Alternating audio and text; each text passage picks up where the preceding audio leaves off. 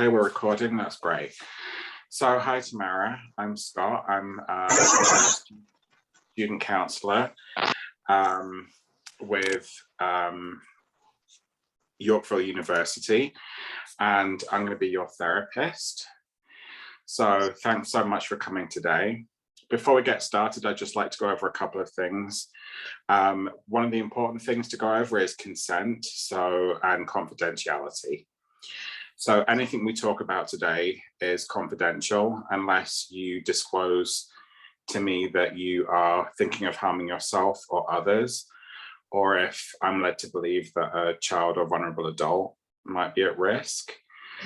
And also if I ever get subpoenaed by a court for records. If that did happen, I would have a conversation with you prior to releasing those records. Does that sound okay? Yeah, it does. A little bit about my approach is that I take a narrative approach to therapy. So I'm really interested in you and your story. And you're the expert in your life, not me. So what I can do is help you think through things maybe differently. And look at your life and what's led you to now and what kind of issues you're having. I'm not here to give advice to you. I'm here to support you and talk through some of the issues that you might be having at the moment. Okay. So to get started, do you want to tell me a little bit about why you have come for therapy today? Oh, it's my middle child. She's a teenager. She's 14 in grade 9. And she did something really bad last week. And I've been dealing with it since last Friday. And I just cannot make sense of it. Okay, can you tell me, what do you mean by really bad? Well, number one, she was skipping school. And Right. the VP caught her and 2 friends in the school bathroom doing graffiti. Right. And they all denied it. And then I guess afterwards, my daughter came forward and admitted which one was her tag. And it was in quite a few places all over the school. So, I mean, it blew me away. And I can't figure out why she did that. Have you asked her? Yeah. What was her response to you? It was a TikTok challenge. Right. And Okay. apparently this is like hitting global news across Canada and the States. And so many kids are doing this that TikTok has taken down all the videos associated with it. Right. So it's social media influenced kind of behavior. But I still can't make sense of it. I am so embarrassed. So you're embarrassed. Mm-hmm. How else do you feel about it towards your daughter? Frustrated, disappointed. It has like completely derailed my work. I've had to take many days off work to deal with this and to deal with the school. Mm-hmm. Yeah, and she got suspended for 2 days, which is another thing. Like no child has ever been suspended, and that's also hard to accept. But I get it. And How many kids do you have, Tammara? 3. 3. What are their ages? 16, 14, and 13. Okay, so she's the middle child. Mm-hmm. Up until now, what's her behavior been like? She's a good kid. She's really athletic. She's in club volleyball. She's in high school volleyball. She does horse riding. She's artistic.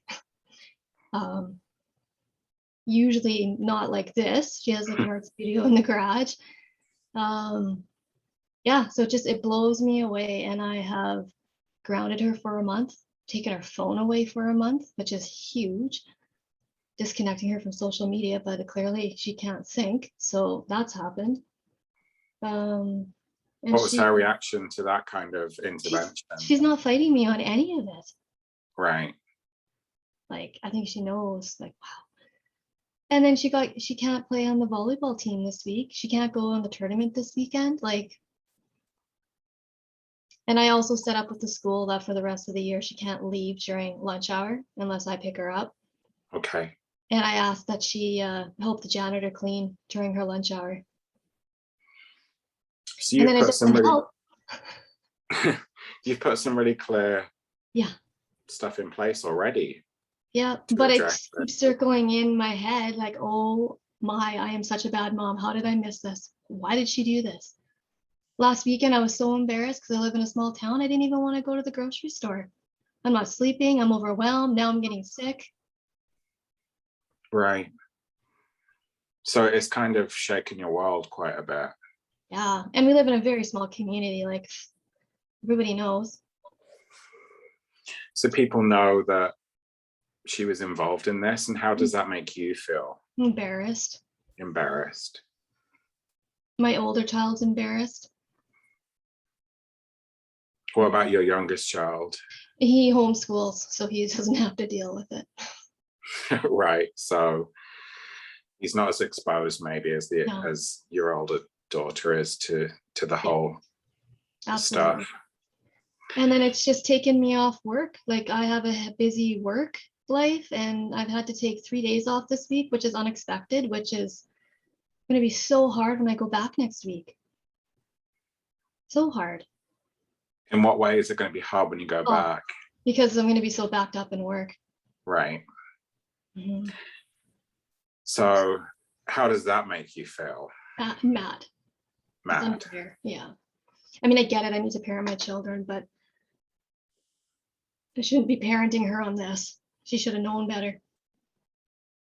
Right. So it's kind of this sensation of feeling embarrassed and kind of put out because you've had to take this time off to deal with this. And now you're going to go back to a full inbox and, you know, all that other stress, and also trying to get your daily stuff done. You're kind of putting your head down to get through the grocery store.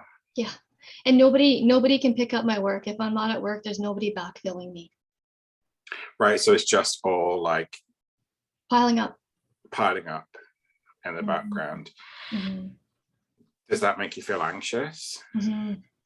Yeah. It does. You know, I like to think that I have a really good balance of work life, home life. But then when something unexpected happens like this, it has completely impacted me. Yeah. And I shouldn't be this impacted. I shouldn't be. I mean, I'm mad, but I don't know why it's infecting me so bad. When you say that you shouldn't feel impacted, where does that come from? Why do you think that this shouldn't have been such a kind of a shock and stress for you? Because I think really all kids make bad decisions. She got caught because she graffitied the most amazing artistic tag. And I mean, not only was it a tag, it was good. And like she couldn't think analytically that they were going to connect that. Good art, wrong place. Yeah. And, you know, and then I have her working with the janitor during her lunch hour cleaning up garbage. And she tells me the janitor is like the kindest person in the world, which I didn't expect. And he told her that out of the 30 years of cleaning the school, that her graffiti is the nicest. So how did that make you feel hearing that? Frustrated because I'm like hammering her hard on this. And like, I know she's a good artist. It's kind of undermining, right? Mm-hmm. Mm-hmm. Yeah. And I am like, this entire week, I have like walked her into the school and delivered her to the VP. And every day after school, I walk into the school and pick her up. Like I have her on such a tight leash, which I don't think is, it can't go on like this forever, but this is just not good. I need to move forward. Do you feel like you need to kind of make the point with her? Mm-hmm. But at the same time, I can't live in this state. It's affecting me physically, emotionally. It's affecting my work. It's affecting my sleep. And I don't want to be stuck. What kind of support do you have around you with this issue? Oh, my employer is incredibly supportive. I'm so lucky. My husband is incredibly supportive. My dad is supportive. I haven't told a lot of my friends, frankly, because I'm so embarrassed. But I did tell one of my friends, and she was able to normalize it for me a bit as well. So, I mean, I feel like I've got good supports. What does your husband think of it? Well, I mean, he's been with me at the school for like the 3 hour meeting that we had as a VP, Yeah. and us together decided on her punishment, and now we're just being firm. Okay. Have you ever had any experiences in the past where you've had sort of similar feelings of feeling kind of overwhelmed and disappointed and distressed? Not really. I mean, obviously, when my kids were babies, that was hard, but I think you're sleep deprived, right? So that was a different kind of overwhelmed. But no, Yeah. I'm generally pretty level-headed. This just really blindsided me. Yeah. Is there any family history of acting out or mental health issues? No, no. No, so maybe that's why it feels such a shock then, because it's come out of the blue. Yeah, yeah, I agree. And I don't do well with like feeling blindsided. Right. So yeah, you're absolutely right. So in your day-to-day, are you normally, how would you describe yourself as kind of a parent and an adult? I mean, our house is calm. We're not really authoritative, but we typically have good kids. Um, any kind of like family rules or like family discussions are discussions where Yeah. we say our piece and we hear them and we hear their perspective, and sometimes we bend on it and sometimes we don't. And at work, I just went through a 360, which is where you get feedback from your direct reports. And that was interesting. It was definitely growth for me in leadership. And, the way that I think I'm presenting is not always the way that I'm being received. So I've also been, I think, learning how to take feedback. And I'm trying to like incorporate that into my family as well and make sure that my kids don't feel the same way. Was anything in your 360 a surprise to you? Yeah, I come across as intimidating, and that kind of shocked me. And it's I guess it's a balance of allowing staff to do things different ways than I want it done, and that's okay. So I've been learning how to step back and allow for that to happen at work. It's kind of like allowing them to succeed or navigate their decisions in a safe way. For And I've been sure. thinking about that, and maybe I need to do something similar with my daughter.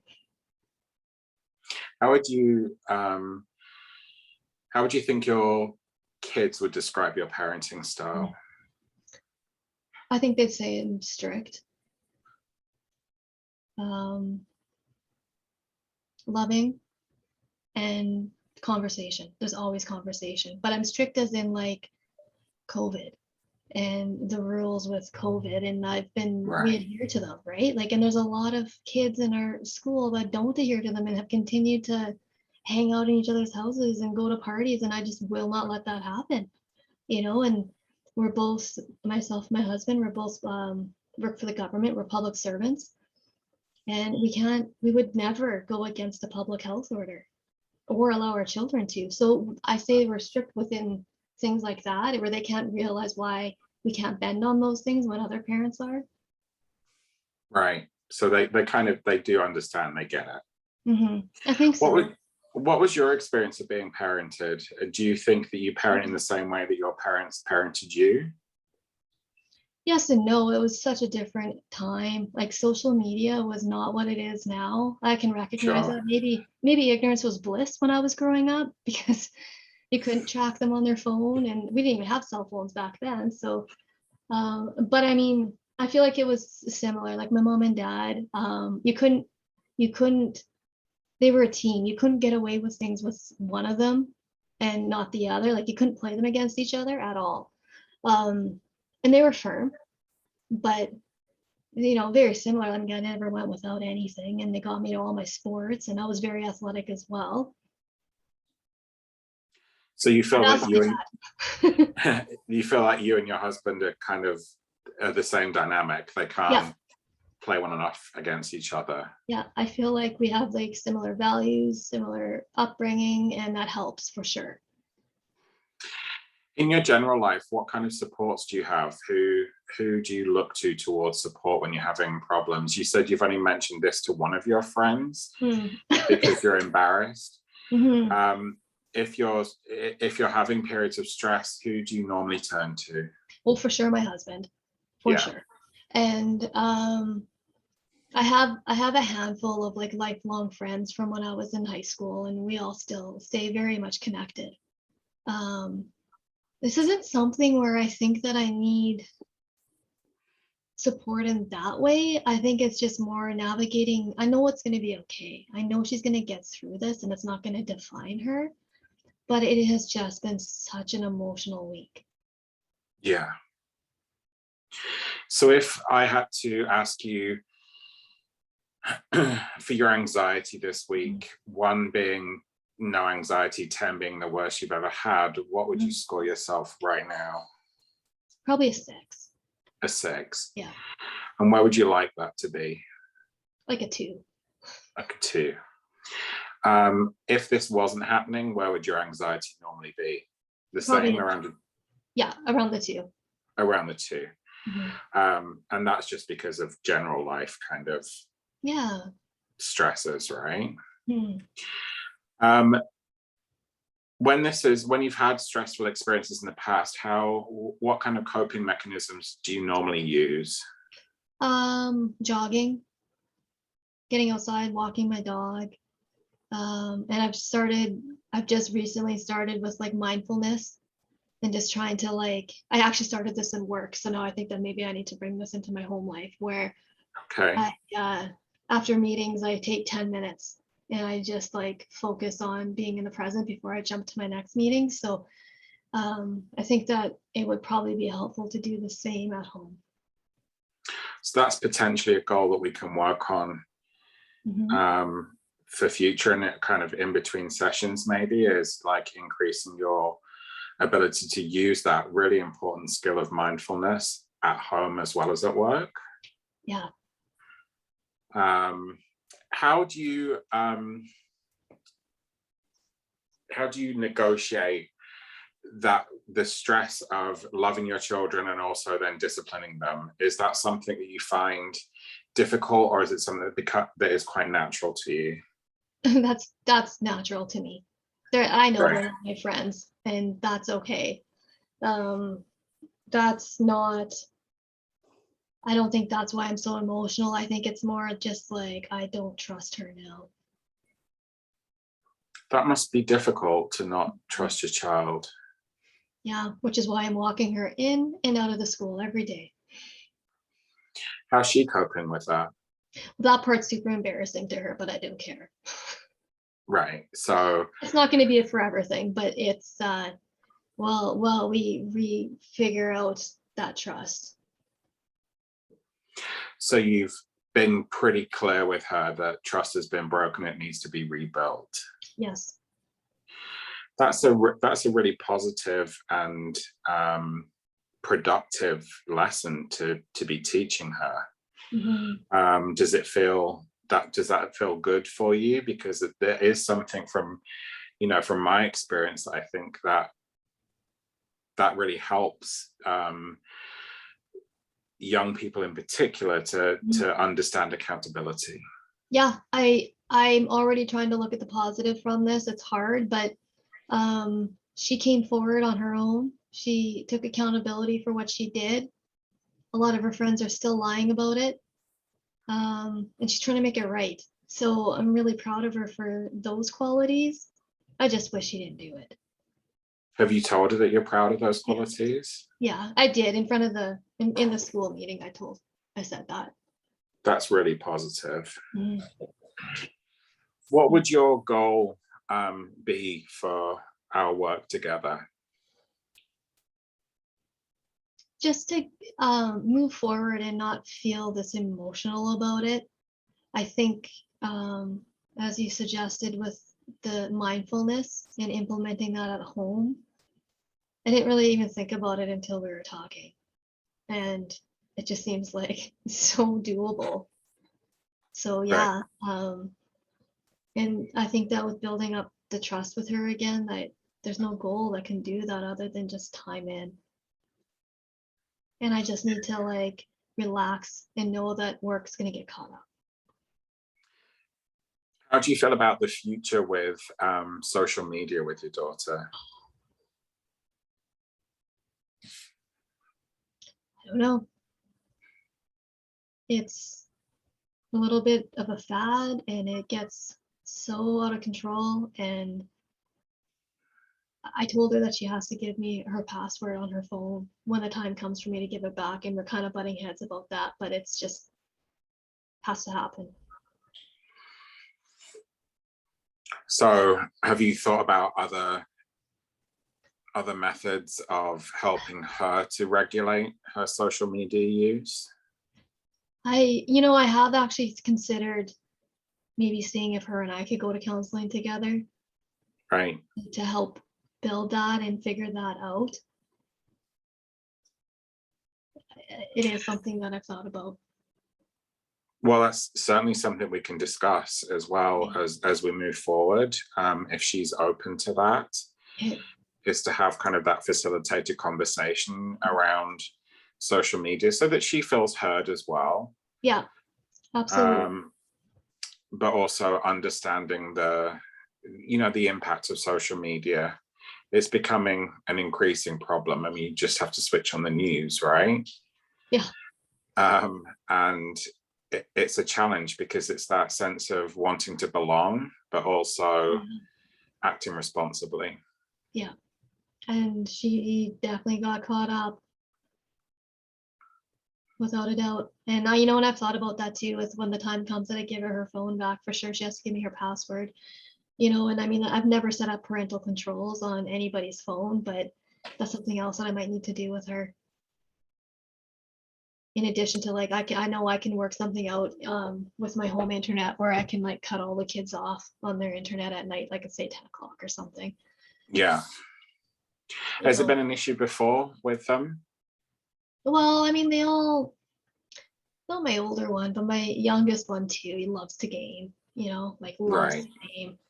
So we got that going on too, and his PC gets taken out of his room, and it impacts the school because he's homeschooled. So it's I definitely realize it's not just like a issue with my one kid. It's an additional factor that plays a role in our children's lives that I have no control over, or I feel like I have no control over. Because we didn't grow up with it. Mm-hmm. How do you feel about kind of the social media use with your kids? It's not something that we had when we were growing up. Is it something that you feel a bit kind of lost or powerless about? Yeah, absolutely. I don't even have the TikTok app on my phone. And I mean, I have Facebook, but I make no posts on it ever.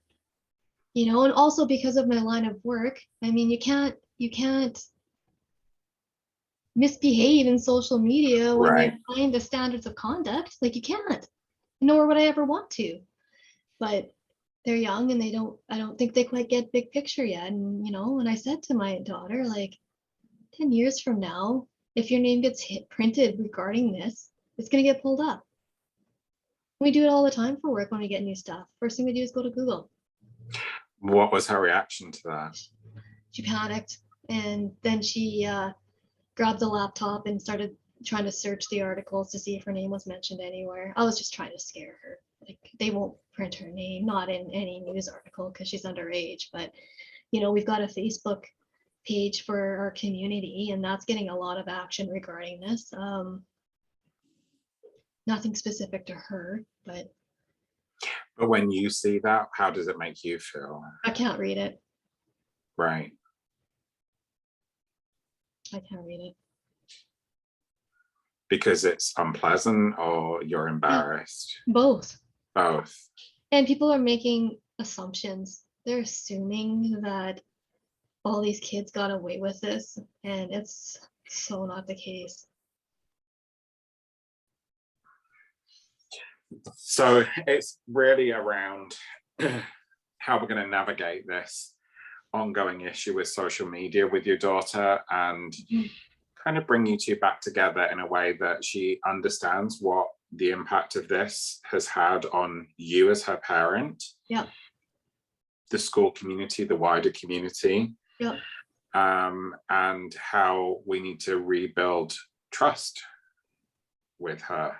Yeah. And the rebuilding the trust is huge for me. And it's just such an abstract concept that I just keep, the only thing that I think I can do is have her and I go to counseling together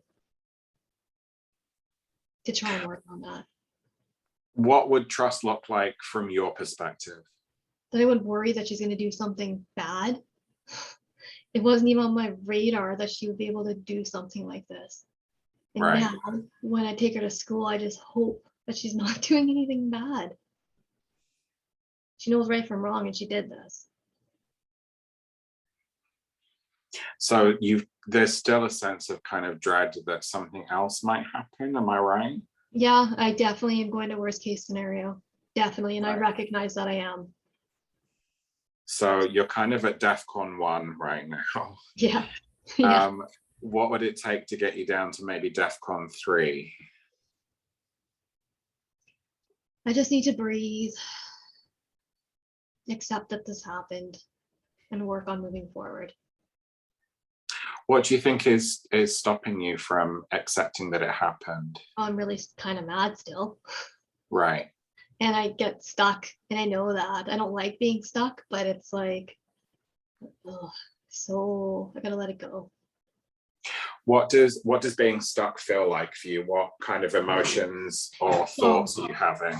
I get emotional. I can feel it in my chest, and it impacts my sleep, and I'm not hungry, and I love food. I live for food. And it's just like I can't even eat. It affects me physically as well as emotionally. So you're getting these physical symptoms of kind of a, clenched stomach and not really wanting to eat and not sleeping very well. Mm-hmm. Is there anything that you've done in the past that has helped when you felt like this? For sure, physical activity. I'm just not there yet. And What kind of physical activities do you enjoy? I like running on the treadmill. I like going outside and hiking. In the winter, I like to downhill ski. Yeah. But I'm also just getting so run down. I think I'm getting sick. Yeah. Just because of how much this has caught me off guard. So we kind of need to. I think what we need to do is try and build in maybe some of that physical activity again. Okay. Just gently. Yeah, and I can do that. Like at this moment, I don't feel like running, but I mean, I could commit to going down on the treadmill and walking for like 5-10 minutes. And it always makes you feel better. And perhaps what about doing that if you are feeling particularly stressed, that's when you go down and walk for 5 minutes? That's the thing, right? It's hard. When I'm feeling like this, I want to crawl into bed. But yeah, I can recognize that it needs to happen. And from a hopeful perspective, the snow's coming. Yeah. Yeah, that's true. Yeah. That's true. Yeah. Not far away until we start getting the snow. So yeah. You'll be skiing before you know it. Yeah, which is going to be a good relaxation for sure. Do you think spending time with your daughter would help? Oh yeah. I've been picking her up during the lunch hour because she's not allowed to leave. And we've been driving around Wood Lake in Oyama, between like Lake Country and Oyama. Grabbing a coffee and doing the drive. We're not even really talking, but I know she likes that drive. So I've been doing that, and I think that she's also really overwhelmed and exhausted. She's been sleeping, going to bed really early as well. So I think we both just need to like move forward. Yeah, it still feels like it's a little bit hot. Yeah. Yeah. And you know, the girls that she was hanging out with when she skipped school are not her friends. Right.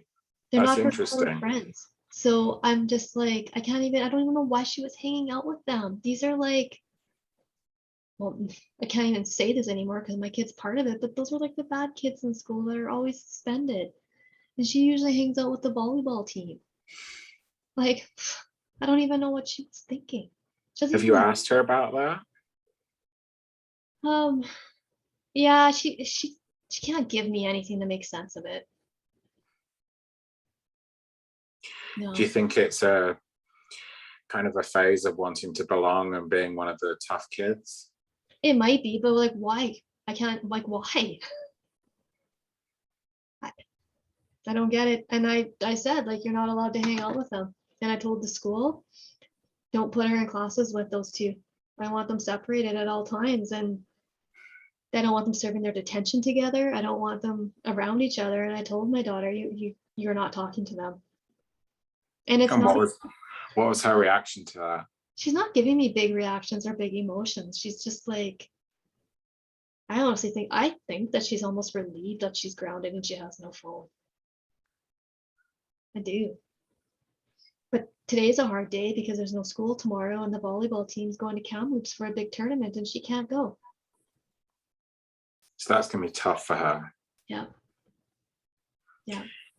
That may be something that really does kind of drive home to her. What Oh, sure. are there any other activities that you've planned in place of that? She's still allowed to go horse riding. So she Right. did tonight. And this weekend, it's just gonna be, I think, a quiet weekend at home. She can clean out her closet and clean out her art studio in the garage and get that space more organized so that she'll go down there more. Is that something you could do with her? Yeah, absolutely. And I would. And I will. Mhm. I'm just wondering if this kind of being with this group of people that she's not normally associating with is trying to fit in somehow. Yeah, and I just don't know how or why. It makes no sense to me. So I've just said no more.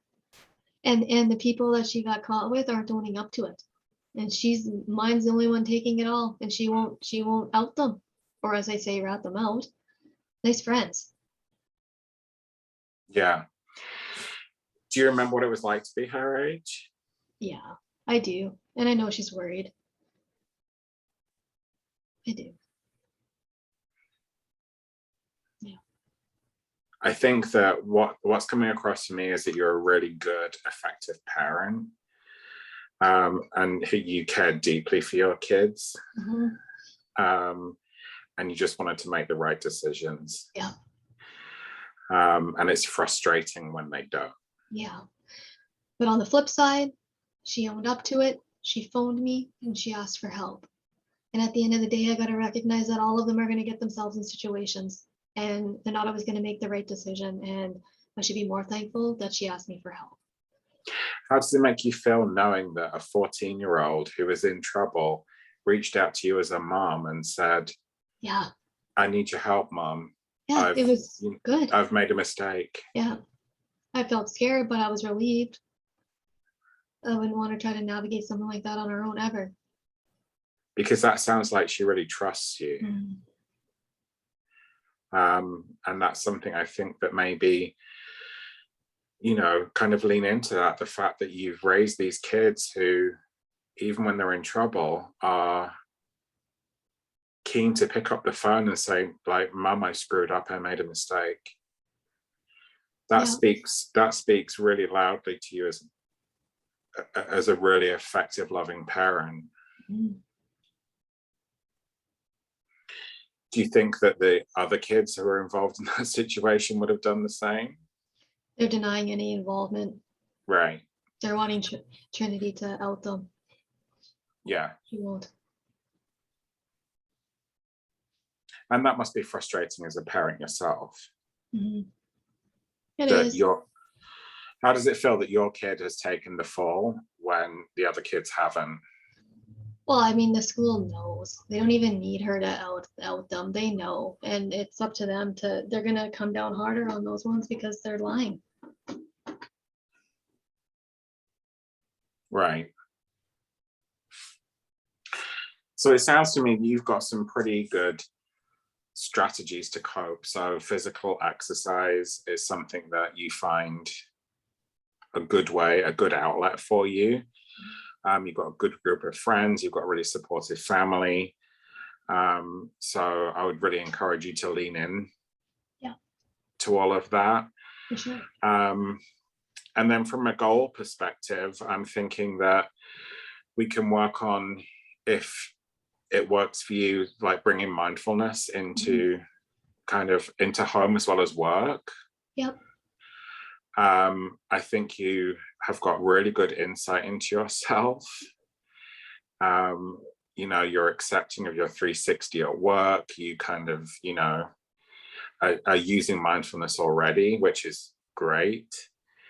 And you're clearly working really hard to kind of balance your parental frustration with also being compassionate and trying to help your daughter learn. Yeah. Are there any other goals that you would want to get out of our work together? I'm sure there are, but at this point, I'm just need to focus on committing to the getting back into jogging and on the treadmill right now, and then maybe coming back with Trinity to do joint counseling. Right, so that's definitely something for you to talk to Trinity about, whether she would be willing to sit with you. I'm more than happy to work with both of you to try and get this kind of the learning done and also move forward in a positive way together. For follow-up, I would suggest that maybe we can look at you just trying maybe a couple of days on exercise at home and some more mindfulness. Okay. If that will work for you, see how that makes you feel. Yep. And then the other goal is to speak to Trinity between our sessions to see whether she would be happy to work with us doing some more kind of family-based counseling. Yep. Absolutely. Yeah. And also I would suggest that, offer her the opportunity to speak to someone herself if she's not comfortable. Yeah, good idea. Because she might, it may well be that knowing that you and I have worked together and talked already, she may be a little bit suspicious. So yeah, good point. Yeah, maybe give her the opportunity to speak to someone independent, but I'm more than happy to speak to both of you. Okay. So as I'm conscious that we're coming to time, so I just wanted to check in with you about how you felt about the session today. Okay. Did you feel that this was helpful for you? Yeah, it was. I already feel less anxiety now than at the beginning of when we first started talking. That's good. Yeah. And are you happy with the goals that we've set today for our next session in between sessions?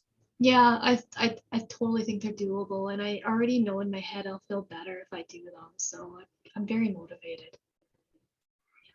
And sometimes that's the key, right? We know what's going to make us feel better. It's just kind of giving ourselves a kick up the bum sometimes and actually doing it. And I just want to acknowledge that you've been so kind of honest and open, and I really appreciate that. I think that you have got really good insight into what's going on for you right now, and I'm really confident that we can make some positive changes. Me too. So we'll see each other again in about a week. Okay. And in between times, if you need me, then you have my contact details. Okay, that sounds great. Thank you. Thanks so much. Okay.